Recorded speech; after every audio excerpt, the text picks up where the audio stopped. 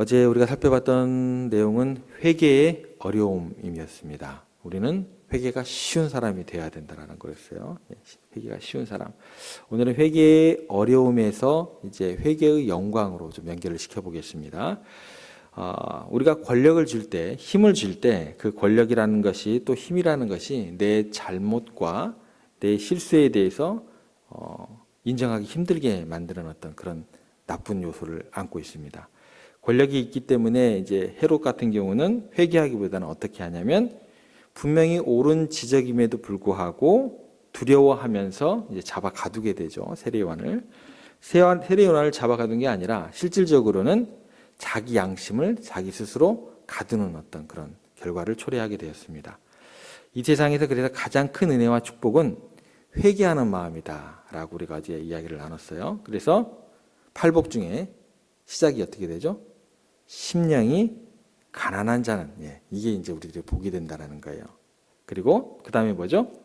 애통하는 자는 우리들에게 복이 된다는 어떤 말씀이 처음 부분에 등장을 하게 됩니다. 복이 있나니라는 거죠. 심령이 가난하고 애통하는 마음이 있으면 눈물로 참회하는 기도를 하게 되면 하나님께서 반드시 들어주시거든요. 그래서 제일 큰 복, 제일 큰 은혜는 회개하는 마음이다라는 거예요. 그것을 겸손히 받을 수 있는 사람은 이제 거기서부터 이제 하나님의 은혜의 통로가 이제 대로가 열리는 거예요. 이제 그 길이 좁은 길이다라는 거죠. 하나님의 은혜의 대로가 열리고 무한한 가능성이 열리지만 부드러운 마음이 제해지고 마음이 굳어지게 되면 이제 항상 그 구약의 선지자들은 주님께서 우리들에게 부드러운 마음을 주시옵소서 항상 그 메시지를 선포를 했어요. 부드러운 마음을 주시고 부드러운 마음을 주시고 마음이 굳어져 있는 사람은 그것 때문에 이제 이스라엘 백성들이 망해간다라는 거죠. 그래서 구약의 선지자들이 항상 얘기했던 게 뭐죠? 부드러운 마음, 부드러운 마음. 이걸 이야기하셨습니다. 권력이 있는데도 하나님 말씀 앞에서 회개하는 것, 이 사람이 신앙의 영웅이고 이 사람이 하나님의 마음에 합한 사람이에요. 여러분들 우리가 굉장한 업적을 이루어서 하나님께 영광을 돌리는 게 아니에요. 내가 어디를 막 큰 것을 이루어서 하나님께 영광을 돌리는 게 아니다라는 것입니다. 하나님의 마음에 합한 사람, 이것을 가장 큰 하나님께 영광을 돌리는 사람이 어떤 것인지 다윗을 통해서 한번 생각을 해볼게요. 다윗은 어느 날 이제 나단 선지자가 갑자기 왔어요. 나단 선지자가 와서 막 그 호통을 치는 어떤 그런 장면으로 우리가 생각하기 쉬울 것 같은데 제가 봤을 때는 그렇게 장면을 생각하시면 안 돼요. 나단 선지자라는 분은 굉장히 나이가 많았다라는 거예요. 그러니까 나단 선지자가 다윗 앞에 와서 그 절대 권력을 지니고 있었던 그렇게 하나님 앞에서 스스로 의롭다고 생각했던 그 다윗이 감히 그 다윗에게 나단 선지자가 와서 죄를 책망하고 지적을 했습니다. 그때 그 연약한 그 노인 앞에서 다윗이 그 죄를 지적을 받았을 때 왕의 권위와 또 그 나라의 안녕을 위해서, 안정을 위해서라고 생각한다면 내가 이 정도 가지고는 뭘? 라고 하면서 당장에 그를 잡아 가둘 수 있었어요. 지금 헤롯하고 똑같은 상황입니다. 어쩌면 오히려 헤롯보다는 말도 안 되게 그 힘과 권력과 그 인기와 그 부가 엄청났어요. 고대의 근동을 아예 평정을 했을 때니까요. 헤롯하고 비교가 안 되죠. 분봉한 정도밖에 안 됐으니까. 훨씬 권력이 막강했습니다. 그런데 그 사람의 지적 앞에서 거꾸로 엎드려지면서 참회를 하게 됩니다. 통곡을 하게 돼요. 그 왕이 모든 백성들 앞에서 죄를 뒤집어 쓰고 자기를 자복하고 회개를 하더라는 거예요. 여러분 이 순간이 굉장히 위대한 순간이다라는 거예요. 나라를 평정을 하고 고대 근동을 그 발 아래 엎드리고 그 순간이 위대한 순간이 아니다라는 거예요. 이 순간만큼 하나님의 살아계심이 높이 드러나는 순간이 어디 있냐라는 거예요. 세상을 다 정복해 나갔던 정말 위대했던 고대 근동의 최강의 왕이었습니다. 그 왕이 한 노 선지자 앞에서 통곡을 하면서 잘못했다고 꿇어 엎드리는 순간 그 순간이 하나님의 살아계심이 온 백성들 앞에서 전율하도록 느껴지는 순간이다라는 거예요. 이게요, 다윗이요, 골리앗을 무너뜨렸을 때보다도, 그때도 하나님의 살아계심을 입증했지만서도 그때보다도 다윗이 지금 나단 선지자 앞에서 스스로 쓰러지고 참회하는 이 순간이야말로 하나님의 살아계심이 이스라엘 백성들뿐만 아니라 누구에게까지 증명이 될까요? 이웃 나라들까지. 여러분들 이 영광의 원리에 대해서 잘 생각하셔야 돼요. 영광이라는 것은 내가 모든 나라들을 내 발 아래 엎드려 가지고 하나님께 영광을 올리는 게 아니에요. 그 모든 것들을 점령하고 난 다음에 그래도 그 자리에서 그 죄의 지적 앞에서 하나님의 살아계심을 온 나라 가운데 또 이웃 나라 가운데 두려움과 경외감으로 전파되는 순간은 내가 주님 앞에 겸비할 수 있을 때예요. 우리들이 주님께서 주신 축복을 가지고, 이 땅의 교회들이 주님께서 주신 축복을 가지고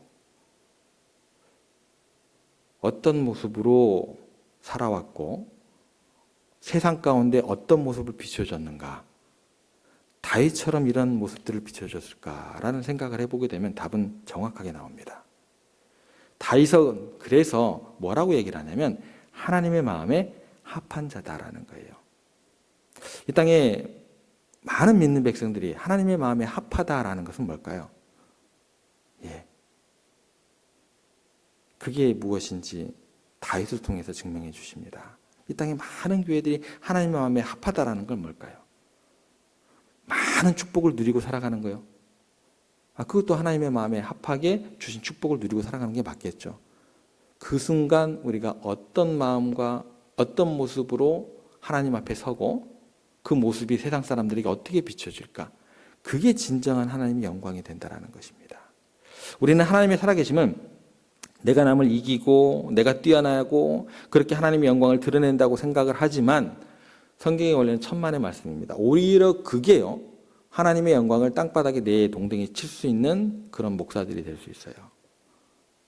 그래요. 진짜 그래요. 정말 위대한 신앙의 고백의 순간은 언제냐면 내가 죄인인 것을 사람들 앞에 인정할 수 있을 때예요.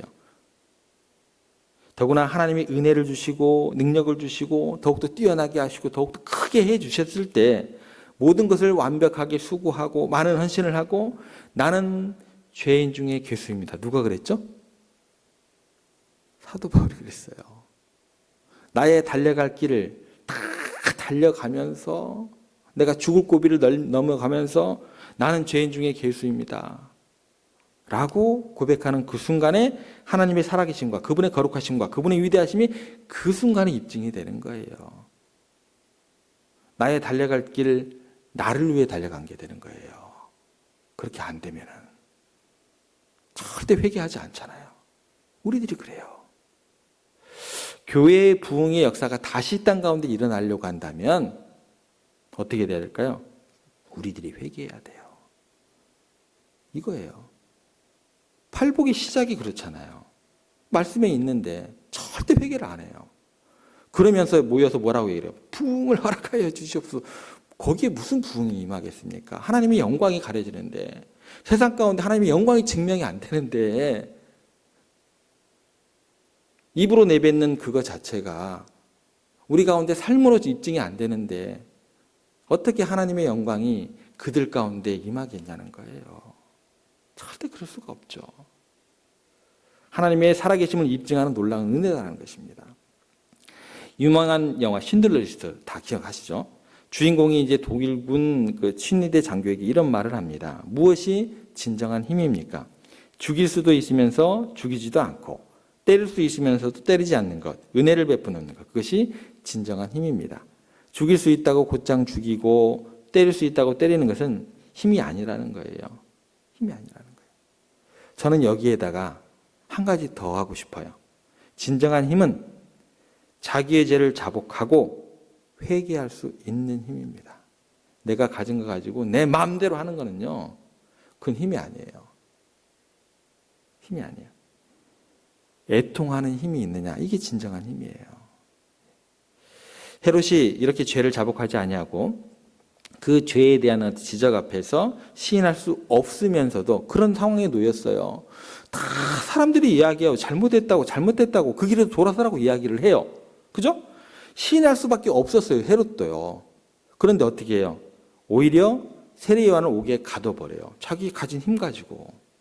그리고 그 권력을 그렇게 사용하더라는 거예요. 그래서 어떤 결과가 주어지게 되냐면 진리를 소중히 여기지 않아요. 그죠? 진리를 소중히 여기보다도 자신의 체면이 더 중요한 거예요. 이 땅의 교회들은 그러면 안 돼요. 우리는 길이요 진리요 생명 대신 그 주님을 따라가는 것이고 주신 말씀을 진리 삼아서 살아가는 교회입니다. 내 주신 힘 가지고 그거 가지고 세례 요한을 옥에 가두면 안 돼요. 그런데 자신의 체면이 더 중요한 거예요. 자신이 실수하 있는 존재라는 것 자체를 인정하기가 어려워요, 이게요. 아무리 예의가 바르고 아무리 굉장한 치장을 하고 높은 자리에 앉아 있어도 예의가 없어서도 문제고 굉장한 치장을 안 해서도 문제지만 이런 세상 사람들이 추구하는 것마저도 아주 기본적인 것마저도 추구하지 않아서 문제지만 이런 걸 추구했다고 해서 높은 권좌에 앉아 있다고 해도 인간은 머리끝부터 발끝까지 선한 것을 찾을 수 없는 열린 무덤과 같이 냄새나는 존재인 것을 하나님께서 말씀하셨다라는 거예요. 여러분 정말 세상에서 힘든 일이 뭘까요? 두 가지예요. 성경에서 가장 세상에서 힘든 일을 두 가지라는 거예요. 근데 그 두 가지를 위해서 저와 여러분들을 이 땅의 교회들을 부르셨다는 거예요. 그것 때문에 하나님께서 영광을 받으신다라는 거예요. 그게 뭘까요? 제가 알려드릴게요. 첫 번째는 뭐냐면 미운 사람을 사랑하고 용서하는 거예요. 원수를 사랑하는 거예요. 이게 쉽지 않거든요. 쉽지 않기 때문에 저와 여러분들을 부르셨어요. 포기하지 말고. 이거 포기하지 않고 주님 말씀하시고 명령하신 거 제가 포기하지 않겠습니다라는 선언이 있다고 한다면 뭐예요? 이게 하나님의 영광이 된다는 거예요. 그게 그래서 영광이 되는 거예요. 정말 미운 사람 생각만 해도 막 체하잖아요. 잠을 못 이루잖아요. 사랑하고 용서하는 건 정말 어렵습니다. 어려워요. 토마스 제퍼슨 대통령의 서재에 이런 글이 적혀 있습니다. 얼마나 용서 못할 사람들을 많이 만났는지 화가 나면 열을 세라. 남을 죽이고 싶으면 백을 세라. 대통령이 그 앞에다가 서재에다 이걸 써붙여놨어요. 인간은 감정의 동물이기 때문에 어쩔 수 없는 것 같아요. 그래서 이것 자체를 포기하지 않으면 뭐가 되는 거예요? 우리가 하나님의 영광의 길을 가는 거예요. 또 하나 어려운 게 뭘까요? 지금 저희가 회개에 대해서 이야기를 했습니다. 회개에 대해서. 뭘까요? 세상에 힘든 일이 뭐냐면 평안하고 행복한 삶 중에 주신 축복 가운데 누리고 살아가면서 자신의 죄를 회개하고 신앙생활을 하기가 어렵다라는 거예요. 편안하고 행복하고 잘 나가는데 자기 죄를 회개한다는 거 정말 어렵고 위대한 일이다라는 것입니다. 평안하고 건강하고 잘 나가고 있는 내가 죄인이라고 인정할 수 있느냐는 거예요. 그러한 은혜 가운데 있다고 한다면 그게 축복받은 사람이다라는 것입니다. 죄가 다 드러난 다음에 제가 잘못을 이야기하는 것, 이건 뭐예요? 회개가 아닙니다. 그건 뭐예요? 자백이라는 거예요. 근데 자백도 안 해요. 이건 이제 더 큰 문제라는 거죠. 그건 회개가 아니에요. 자백할 수 없는 지경에 이른 겁니다. 그거는. 진정한 회개는 아무도 발각되지 않았고 아무도 모르고 내가 다 컨트롤할 수 있어요. 그런데도 하나님 앞에서 통곡을 하며 자기 잘못을 인정할 때 그 사람이 하나님께 영광을 돌리는 교회예요. 그러니까 이 자리에 오는 게 쉽지가 않잖아요. 들어오자마자 주님 저는 죄인입니다. 죄인입니다. 아니 저렇게 세상 가운데 성공한 저런 장로님이 저런 집사님이 저런 권사님이 뭐를 그렇게 죄를 많이 지었다고. 내가 보기에는 정말 치장도 잘하시고 또 예의도 바르시고 저렇게 축복의 어떤 그런 아무런 어려움이 없는데 뭐 그렇게 죄인이라고 그렇게 고백을 하실까? 그게 뭐예요? 하나님께 영광이 되는 고백이 된다라는 거예요. 그런데 죄인이면서 힘이 있고 죄를 지으면서도 부유하고 죄를 지으면서도 힘이 있다는 것은 뭐예요? 불행입니다. 그건 하나님의 심판이에요. 그건 거예요. 차라리 우리가 하나님께 그 진리 가운데 거하지 못한다고 한다면 이 땅은요, 이 땅의 교회들은요, 부흥을 허락하지 않는 게 맞아요. 그건 재앙이에요. 그래서 주님께서 초대로 옮기시는 거잖아요.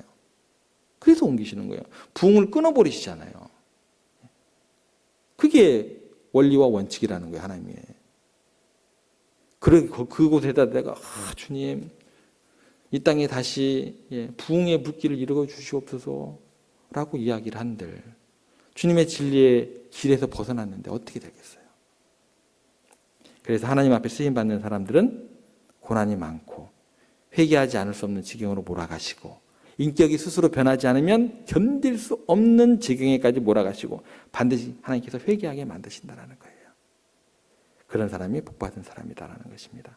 헤롯은 그 세례요한의 지적 앞에서 회개하지 않아서 선포한 진리의 말씀이 감당이 안 되었습니다. 그래서 어떻게 돼요? 하나님의 사람을 죽여버립니다. 그래요. 하나님의 영광을 땅바닥에 내동기에 쳐버려요. 감당이 안 돼요, 진리가요. 신학자 니버가 이런 말을 했습니다. 권력은 언제나 그 자신이 생각하기를 자기는 악한 자가 이해하지 못하는 위대한 정신과 광대한 견해를 가지고 있다고 생각을 한대요. 여러분, 이 권력의 유혹 앞에서, 힘의 유혹 앞에서 내가 지금 평안하다고 하고 능력이 있다고 생각할 텐데 나는 위대한 정신과 광대한 이해를 가지고 있다고 우리로 생각하지 말라는 거예요. 지금 이 민족은 어떨까요? 이 민족은 막 K-팝, K-드라마 어디를 가더라도 한국 가면 이제 모르는 나라가 없대요. 세계를 돌아봐도 우리나라처럼 잘 먹고 화려한 곳이 없다라고 이야기합니다. 엄청난 축복이 부어졌어요. 그죠? 우리나라가 이렇게 화려하고 부유하고 유명해졌다고 해서 우리가 옳은 길을 가고 있는 것은 아닙니다. 우리들에게 보여지는 그 눈으로 보여지는 거, 우리가 피부로 느끼는 것, 그런 축복 때문에 우리가 하나님의 말씀 앞에서 옳은 길을 가고 있다는 게 아니에요. 우리가 도덕적으로 훌륭한 삶을 살고 있다는 게 아닙니다. 우리가 그런 어떤 축복된 삶을 살아가고 있다고 해서 하나님의 보시기에 사랑스러운 존재가 아니다라는 거예요. 우리 여기 계시는 장로님들, 권사님들 더 젊으셨을 때, 더 가난했을 때, 더 못 먹고 못 살았을 때 그때가 더 하나님의 보시기에 사랑스러운 존재였다라는 거예요. 그때가 더. 지금 이 땅의 교회들의 모습보다도 그때가 더 하나님이 보시기에 귀하다. 그때라는 거예요. 그때로 돌아가야죠. 하나님의 은혜를 부어주셨는데 회개하지 않으면, 스스로 돌이키지 않으면 바로 그 정점에서, 부의 정점에서 로마가 무너졌고요, 폼페이가 무너지듯이 하나님의 심판이 임할 수 있다는 것입니다. 이 민족의 죄를 누가 회개해야 될까요? 우리들이 회개해야 됩니다. 이 땅의 교회들이 회개해야 됩니다. 온 세상을 다 정복해 나갔던 정말 위대했던 고대 군동의 최강의 왕 다윗이 한 노선지자 앞에서 통곡을 하면서 잘못했다고 꿇어 엎드리는 순간 하나님의 살아계심이 온 백성들 앞에 전율되고 또 그 이웃 나라들에게 그렇게 전달되었던 것처럼 우리에게 주신 은혜와 축복의 한 가운데서, 오늘 하루의 삶 가운데서 회개하는 은혜가 더해질 때 그렇게 하나님의 살아계심과 하나님의 영광이 드러날 줄 믿습니다. 그렇게 귀하게 쓰임받는 여러분들과 우리 세종교회와 이 땅의 모든 믿음의 백성들, 이 땅의 모든 교회 되기를 주님의 이름으로 축복합니다.